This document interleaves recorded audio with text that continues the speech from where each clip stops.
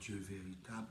Paix sur vos maisons, grâce de l'Éternel sur vos vies et bénédiction excellente de la part de Dieu pour tous ceux qui m'écoutent maintenant.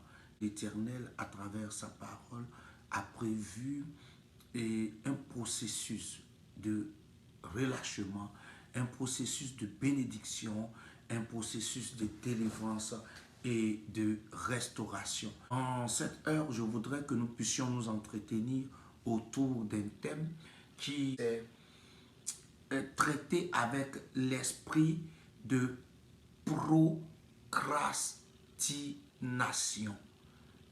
C'est rien d'autre que l'esprit d'ajournement ou l'esprit de report. Voilà. Déjà, il faut que nous puissions marquer la différence. La différence doit être faite entre l'esprit de retard, ok, et l'esprit d'ajournement ou de report ou de procrastination. Voilà la différence. L'esprit de retard, c'est le fait que simplement, je me suis levé, j'ai prévu arriver à l'heure dans un endroit bien donné, mais sur mon chemin, il s'est trouvé des empêchements indépendamment de ma volonté qui ont fait que je ne suis pas arrivé à temps. Ou bien, j'ai paressé et puis je ne suis pas arrivé à temps.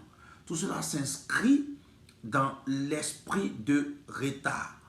Mais contrairement à l'esprit de retard, quand on parle de l'esprit de report, d'ajournement ou de procrastination, c'est le fait que je ne bouge même pas. J'ai un rendez-vous, j'ai un programme et je décide de le reporter, de le remettre. Donc, je n'ai même pas besoin de mouvement. Déjà, j'ai résolu, j'ai arrêté, je le remets, on va dire, je le déprogramme, je le déplace. Voilà un peu la différence entre le retard et la procrastination, le retard et l'ajournement, le retard et le report. Donc, ce qui va nous concerner en ce jour, c'est plutôt comment traiter avec cet esprit de report, de retard, de procrastination. Déjà, ce que nous devons savoir en Ecclésiaste, en son chapitre 3, le verset 1, la Bible est claire quand elle nous dit que l'Éternel, il y a un temps pour tout. Voilà, il y a un temps pour tout, un temps pour toutes choses sous les cieux. Ça veut dire, dans la pensée de Dieu, il a prévu des choses dans un calendrier, dans son calendrier, dans son programme, dans son plan. Il fait cette chose à cette heure, il fait telle autre chose à cette heure. Et c'est pour cela même quand nous faisons attention à la création, dans le livre de Genèse 1, quand il démarre avec le verset 3 pour dire qu'il eut que la lumière soit et que la lumière fut et qu'il va séparer et la lumière d'avec les ténèbres, il va appeler lumière jour et il va appeler ténèbres nuit. La Bible dit que ce fut le premier jour, ainsi il eut un soir, ainsi il eut un matin.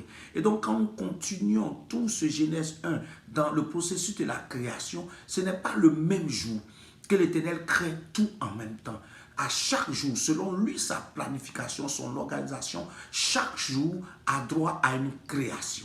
Donc, il finit avec la lumière, après il continue, il va créer, vous savez déjà le passage, il va créer d'autres éléments, il va créer, on va dire, les luminaires, il va créer l'homme, il va créer, voilà, tout ce qu'il a à créer, il a fait de façon méthodique, de façon organisée, de façon planifiée. Et cela ne fait que confirmer effectivement Ecclésiaste 3, verset 1, que nous avons lu tout à l'heure, qui dit « Il y a un temps pour tout, un temps pour toutes choses sous les cieux. » En Jean, le chapitre 9, le verset 4, la Bible nous dira, lorsque Jésus-Christ va parler à ses disciples, il va leur dire ceci, et il faut que je fasse, tandis qu'il est jour, les œuvres de celui qui m'a envoyé, les œuvres de mon Père, car la nuit vient où personne ne peut travailler. Donc si nous faisons attention, on va se rendre compte que Dieu le Père est un Dieu organisé, un Dieu qui planifie, un Dieu qui a un programme bien donné dans son fonctionnement. Et c'est ce qui aussi Dieu le Fils, Jésus-Christ de Nazareth, va aussi déclencher ce processus d'organisation, de planification, afin d'exécuter au mieux la mission pour laquelle il est amené sur la terre. Il a été amené sur la terre. Avant de continuer, je vais te donner un exemple très simple. Tu peux avoir des capacités, tu peux avoir un potentiel, tu peux avoir des dons, mais tout cela s'inscrit dans un temps bien défini. Voici par exemple un devoir qui t'est donné.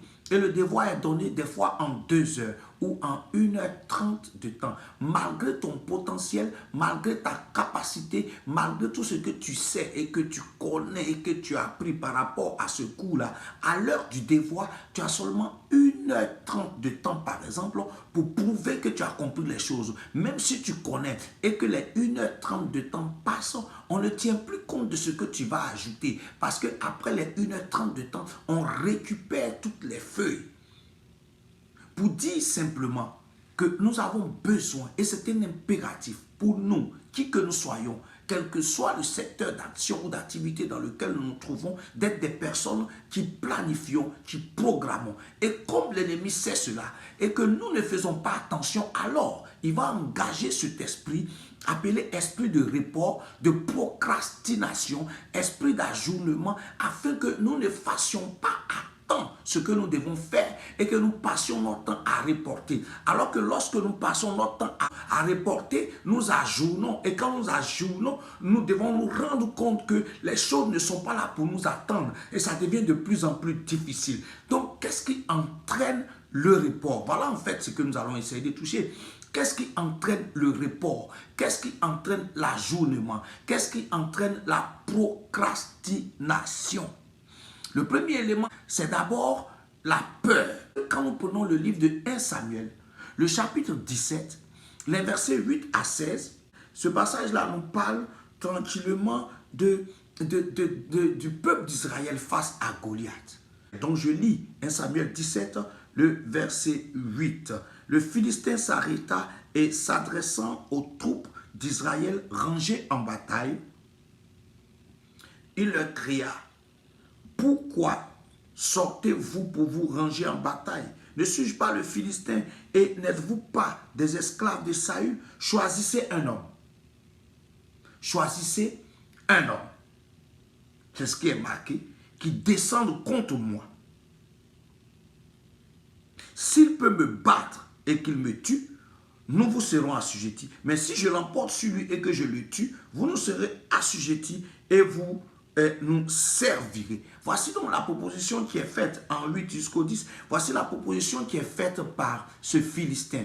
Mais nous allons constater que pendant 40 jours et 40 nuits, il ne s'est trouvé personne pour pouvoir relever ce défi-là. Pendant 40 jours, 40 nuits.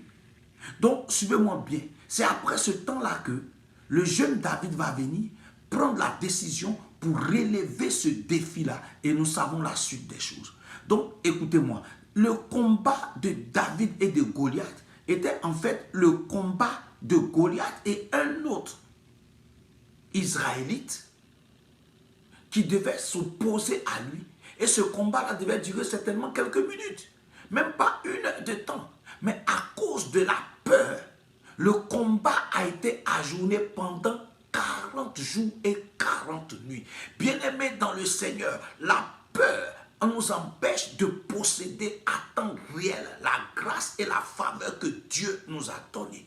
La peur crée des justifications inutiles. La peur crée des fois que nous tournons en rond. La peur fait de sorte que nous ne voulons pas affronter. La peur fait que nous voulons chercher d'autres issues. Bien-aimés, dans le combat de notre destinée, tant que nous refusons de le mener, ce combat-là va nous attendre. Donc, c'est mieux d'engager le combat de ta destinée afin que tu passes à un autre niveau. Parce qu'après Goliath, il y avait encore d'autres défis à relever. Mais Goliath devait être forcément vaincu. Donc, ce que je veux te dire, c'est quoi? L'esprit d'ajournement est motivé par la peur, un des éléments. Et donc, cette peur-là nous engage dans ce qu'on appelle des justifications. Et ces justifications-là nous empêchent de foncer. Et comme nous ne fonçons pas, alors nous retardons les choses. Mais écoutez-moi très bien. L'esprit d'ajournement crée la vieillesse.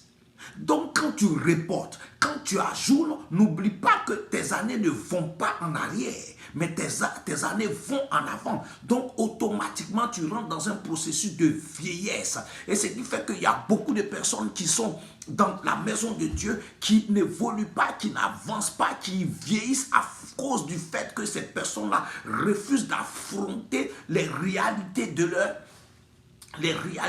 du combat de leur destinée. Il y a des choses que des hommes ne viendront pas faire pour toi. Il y a des choses que des pasteurs ne viendront pas faire pour toi. Il y a des choses que des prophètes, des apôtres ne viendront pas faire pour toi. Le combat de ta destinée, c'est toi qui dois l'accomplir. Le combat face à Goliath, c'est toi qui dois le relever. Si tu ne le relèves pas, ça va prendre du temps. Et quand ça prend du temps, ce n'est pas sûr que tu aies la capacité, que tu aies la force essentielle de mener le combat. Le combat de 2020, tu dois le mener. Si tu attends jusqu'à 2022, 2023, 2024, bien-aimé dans le Seigneur, il y a d'autres circonstances, il y a d'autres défis qui vont venir s'ajouter sur ce défi-là et ce n'est pas sûr que tu puisses t'en sortir. Donc, un des éléments fondamentaux, une des bases, une des raisons de l'ajournement, de la procrastination ou du report, c'est la peur. Voici la première manifestation que je voulais toucher par rapport à ce thème-là. Le deuxième élément que je voudrais mettre en avant, c'est que l'esprit de report ou l'esprit d'ajournement opère aussi avec le manque de discernement. Opère aussi avec le manque de discernement. Le premier niveau que nous avons touché, c'est la peur. Le deuxième niveau, c'est le manque de discernement. Et nous pouvons voir ça clairement dans le livre d'Ésaïe, en son chapitre 22, les versets 11 à 13.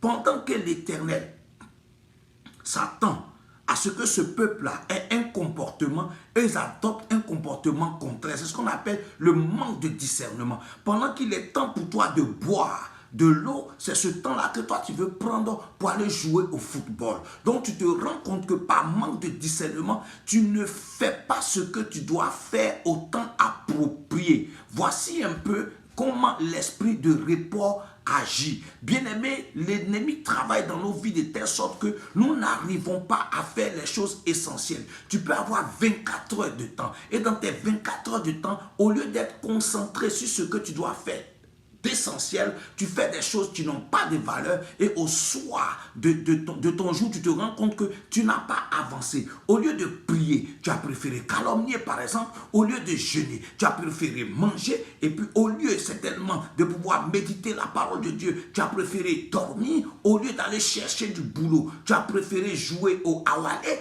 Alors, puisque tu as, on va dire, changé les temps selon ta pensée et ton manque de discernement, le travail va attendre. Toi, tu ne pourras pas travailler. Donc, la galère sera toujours là. Parce que pendant qu'il fallait aller chercher le travail, tu n'es pas parti. Pendant qu'il fallait prier, tu n'as pas prié. Pendant qu'il fallait jeûner, tu n'as pas jeûné. Pendant qu'il fallait se reposer, tu ne t'es pas reposé. Donc, puisque tu ne fais pas les choses comme il doit se faire, au moment opportun, alors ce que tu dois faire de façon réelle et essentielle n'est que reporter, n'est que reporter. À force de reporter les choses, on va se rendre compte que des complications arrivent et on ne peut plus maintenant les accomplir.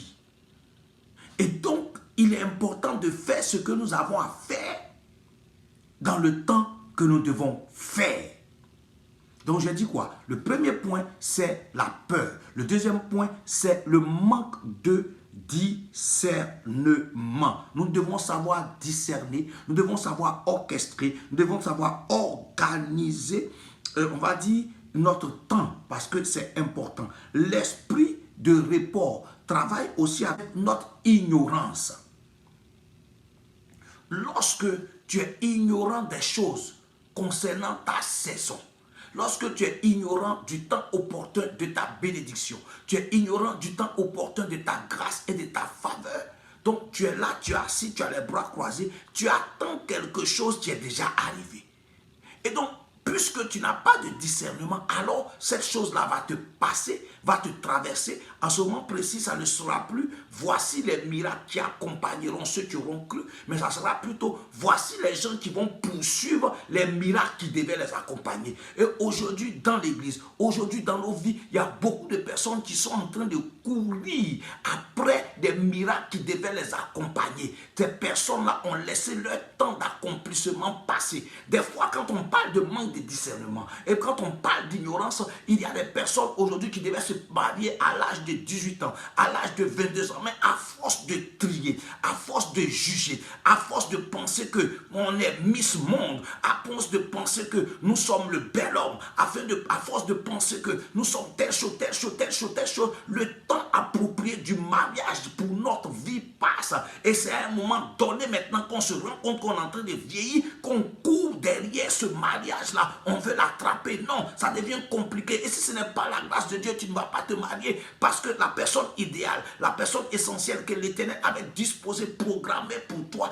tu as refusé parce que tu as certainement jugé par l'apparence, puisque tu n'as pas eu le discernement. Tu as jugé par les contours sociaux, tu n'as pas eu le discernement. Alors, cette personne-là va partir. Dieu va lui faire grâce parce que le problème, ce n'est pas la personne. Donc, Dieu va faire grâce à cette personne. Elle va certainement se marier quelque part. Mais toi, tu seras encore dans l'église. Et donc, tu seras une personne frustrée parce que tu n'as pas eu le discernement. Tu seras une personne qui sera en train de te plaindre. Tu vas voir parce que ton corps ne reste pas. Tu vas commencer à vieillir. Et tu vas être aigri. Tu vas être frustré. Tu vas être colérique. Tu vas être rempli de haine, de rancœur contre les gens qui sont en train d'avancer. Comme si le problème, ce sont des gens. Le problème, ce ne sont pas ces personnes. Le problème, c'est toi parce que tu n'as pas pu avoir le temps. Tu n'as pas pu avoir le discernement du temps de ta visitation. Alléluia. Et donc, nous devons faire attention. Et c'est pour cela que quand l'Éternel va parler de Zabulon, il va parler de Chorazin et tout ça. Il va dire malheur à toi, Chorazin, malheur à toi. Ah, Zabulon, parce que tu n'as pas su discerner le temps de ta visitation. Nous avons un temps de visitation. Et donc, en tant qu'enfant de Dieu, il est important pour nous de savoir discerner le temps de notre visitation pour que notre joie soit parfaite. Beaucoup de personnes sont dans l'attente de ce que Dieu leur avait déjà donné et qu'elles ont rejeté. On est en train de parler de l'esprit de report. Et donc, c'est un esprit qui opère et qui travaille profondément dans la vie de beaucoup de chrétiens. Il y a aussi le report quand il y a manque de prière. Il y a aussi l'ajournement quand il y a manque de prière. Bien-aimé, la Bible dit, je cherche un homme, on a Ézéchiel 22, verset 30, qui va se tenir à la brèche et qui va prier. Et qui va intercéder en faveur de la nation et je ne trouve pas.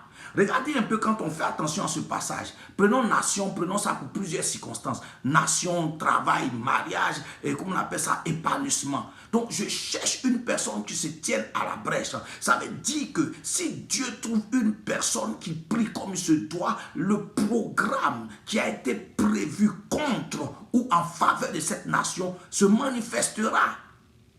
Si c'est prévu pour, ça va se manifester. Si c'est prévu contre, l'Éternel va mettre ça de côté. Ça va être déprogrammé parce qu'il y a eu quelqu'un qui s'est positionné au moment opportun. Et c'est de cela aussi que Dieu lui-même, dans le même ordre d'idée, cherche des personnes, cherche des intercesseurs qui vont ouvrir la bouche et qui vont parler. Il y a beaucoup de promesses et de prophéties qui ont été déclarées, qui ne sont même pas fausses, qui sont vraies sur nos destinées, mais par manque de prière, par manque de prière, puisqu'on n'a pas de discernement, par manque d'intercession, ces prophéties-là dorment. Et c'est dans 10 ans, 20 ans, 30 ans, certainement que peut-être elles vont se réaliser pendant qu'elles devaient pouvoir se réaliser dans 2 semaines ou bien dans 1 mois. Donc l'esprit d'ajournement continue, l'esprit de report opère tranquillement lorsqu'il y a un manque d'intercesseurs. Lorsque Daniel, en Daniel 9, s'est rendu compte par les livres que les 70 années de captivité étaient arrivées, la Bible dit clairement qu'il s'est mis à prier et à jeûner. Et donc il a prié et il a jeûné par rapport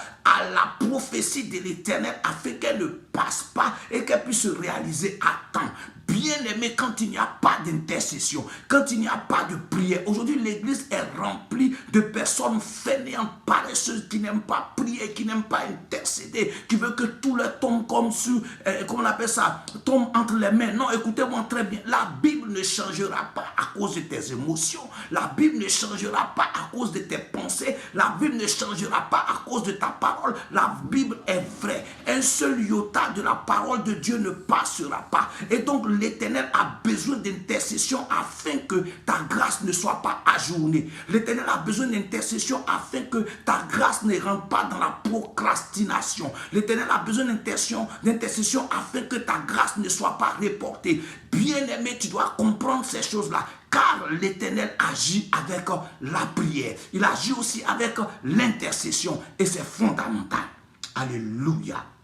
Voilà donc de façon très simple ce que je voudrais te présenter en quelques instants dans ce thème un peu profond, mais j'ai voulu survoler pour que tu saisisses que cet esprit-là opère constamment dans la vie de l'église. Et nous devons nous lever. Nous devons arrêter le report. Nous devons arrêter l'ajournement. Car cela est possible. Lève-toi, que la peur soit bannie. Et fonce face à ton adversité parce que ta victoire est dedans. Nous combattons dans la victoire. Donc tu n'as pas à paniquer. Si tu refuses d'affronter les combats de ta destinée, je te dis que ça va être reporté et tu vas vieillir. Donc il y a des gens même qui tombent maintenant, c'est-à-dire qu'en retard sur leur bénédiction, ils ne peuvent même pas en jouir parce que simplement ils ont vieilli dedans. Je ne veux pas que la vieillesse précoce t'emporte. Je ne veux pas que la peur puisse te mettre loin de ta bénédiction. Je ne veux pas que le manque de prière puisse te mettre loin de ta bénédiction. Je ne veux pas que le manque de discernement puisse te mettre loin de la bénédiction. En 1 Chronique, le chapitre 12, le verset 32, la Bible nous parle clairement des fils d'Issachar. Je veux que tu sois un fils d'Issachar, celui-là qui a le don, qui a la connaissance des temps et des saisons. Je veux que tu puisses avoir l'intelligence, la connaissance du temps et des saisons pour ta bénédiction, afin que rien ne soit reporté, ajourné dans ta destinée. Et c'est possible si tu te lèves, c'est possible de te lever. Et je vais t'encourager avant que je ne me taise à te lever. Lève-toi pour faire face à la peur. Il faut vaincre la peur pour ne pas que ta grâce soit reportée. Lève-toi pour prier pour ne pas que ta faveur et ta bénédiction soient reportées. Car l'Éternel a joué sa partition. Tu as ta partition à jouer. Que le Seigneur te bénisse au nom de Jésus. Amen.